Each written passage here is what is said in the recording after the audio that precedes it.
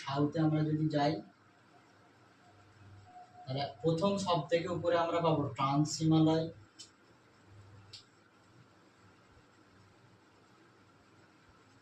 তার নিচে আমরা পাবো গ্রেটার হিমালয়,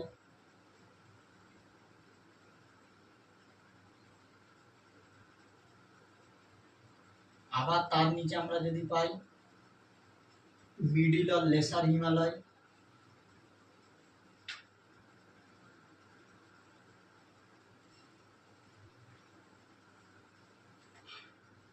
আর একদম নিচে আমরা পাবো শিবালিক।